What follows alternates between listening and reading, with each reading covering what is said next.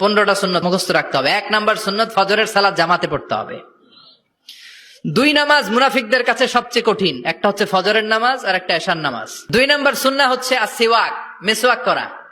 মাতফারাতুন লিল ফাম মারদাতুন লিররাব, মেসওয়াক করলে দাঁত পরিষ্কার থাকে, আল্লাহ খুশি হয়ে যায়।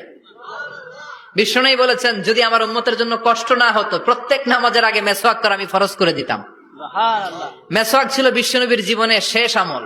এই মেসওয়াক করে বিশ্বনবী শেষ নিঃশ্বাস ত্যাগ করেছেন। বিশ্বনবী বলতেন নি'মা সিওয়াকি আয-যাইতুন ফাইন্নাহু সিওয়াকি ওয়া সিওয়াকুল আমবিয়া মিন ক্বাবলি।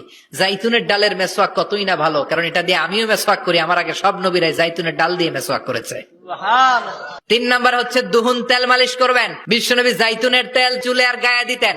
বিশ্বনবী বলতেন ওয়াদাহিনু ফাইন্না ফিত তাদহিনি বারাকাত, তেল খাও, তেল দাও, তেল মালিশ করো, তেলের ভেতরে আল্লাহ বরকত ঢুকাইয়া দিছে। 4 নম্বরে আত্তিব, জুমার দিনে সুগন্ধি লাগিয়ে যাওয়া সুন্নাত। বিশ্বনবী বলতেন এই দুনিয়ার 3টা জিনিস আমার কাছে সবচাইতে প্রিয়, হুব্বিবা ইলাইয়া মিন দুনিয়াকুম সালাস। 1 হচ্ছে আন-নিসা, নারীদেরকে আমি পছন্দ করি। 2 হচ্ছে আত্তিব, সুগন্ধি লাগাতে আমি পছন্দ করি। বিশ্বনবীরে কেউ সুগন্ধি হাদিয়া দিছে, বিশ্বনবী নেয় নাই, এরকম কোন ঘটনা ঘটে নাই। আল্লাহু আকবার। আবার বিশ্বনবী বলতেন আরবাউন মিন সুনানিল মুরসালিন, 4টা সুন্নাত সব নবীদের সুন্নাত। 1 নম্বরে আল হায়া মানে লজ্জা। আরেক বর্ণনা এসেছে আল খিতান মানে সুন্নাতে খাতনা, এটা সব নবীদের ছিল। আর সেওয়াক, সব নবীরা মেসওয়াক করেছেন। আত্তিব, সব নবীরা আতর লাগিয়েছেন। আর নিকাহ, সব নবীরা বিয়েও করেছেন। চিল্লায় পড়েন আল্লাহু আকবার।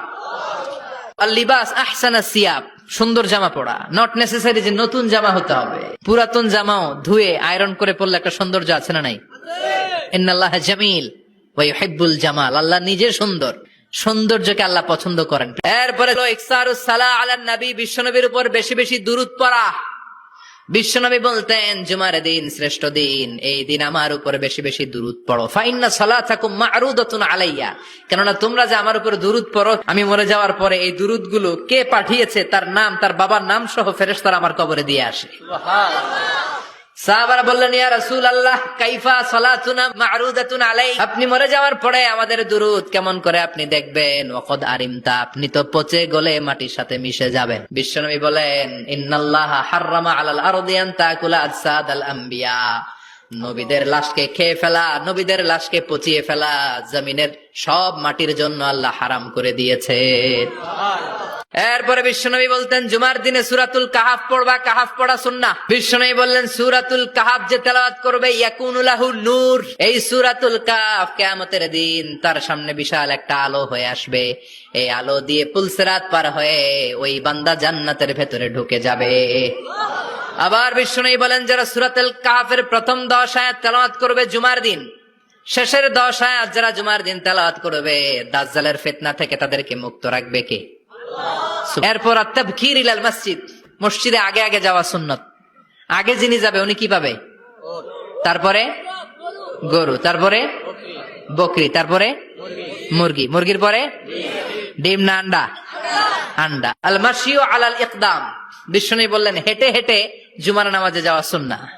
প্রতি কদমে কদমে আমলনামায় সওয়াব দিয়ে দিবে কে? এরপরে বিশ্বনবী বললেন আদামু তাখাত্তি রিকাবান নাস, মানুষের ঘাড় ডিঙ্গিয়ে সামনে না যাওয়া সুন্নাহ। অনেকে জুমার দিন আসে সবার শেষে বসতে চায় সামনে, এরকম ডাকাইত আছে না নাই? বিশ্বনবী জুমার খুতবা দিচ্ছেন, হঠাৎ এক সাহাবী সব সাহাবীর ঘাড় ডিঙ্গিয়ে ডিঙ্গিয়ে সামনে আসতেছে বুলেটের মতো। বিশ্বনবী বললেন থামো, এজেলেস বসো মিয়া, ফাকাদ আযাইতা ওয়া আনাইতা, আসছো দেরি করে আবার মুসল্লিদেরকে কষ্ট দিচ্ছ।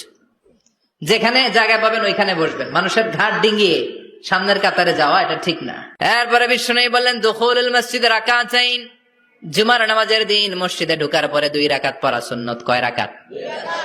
এরপরে বিশ্বনবী বললেন ইনসাত, চুপ থেকে খুতবা শুনবা। তাহলে জুমার নামাজে কথা বলা যাবে না, কেউ কথা বললে চুপ করো, এই কথাটাও বলতে বিশ্বনবী নিষেধ করেছেন। চিল্লায় বলেন ঠিক কিনা? এরপরে মজার একটা কথা বিশ্বনবী বলেছেন জুমার নামাজ পড়তে যে যদি কারো ঘুম আসে জায়গা চেঞ্জ করে বসো। পুরো মসজিদের ডানে বায়ে রহমতে ঠাসা, খালি ঘুম আর ঘুম, আছে না নাই? ঘুম আসলে কি করবেন? উঠে যাবেন, উঠে জায়গা চেঞ্জ করবেন, পানির ঝাপটা দিবেন, ঘুম দূর করে দিবে কে? তারপরে বিশ্বনবী বললেন জুমার দিন দোয়া করলে কবুল হয়। এটা কখন? অনেক ইখতিলাফ আছে, বেশিরভাগ মুহাদ্দিসিন বলেছেন জুমার দিন আসরের নামাজের পর থেকে মাগরিবের আগ পর্যন্ত, বিশেষ করে মাগরিবের আগের আধা ঘন্টা, এই সময় আল্লাহর কাছে বান্দা যদি কিছু চায় এই দোয়া আল্লাহ ফিরিয়ে দেয়। না। এই 15টা সুন্নাত আমল করা যাবে তো? সবাই রাজি?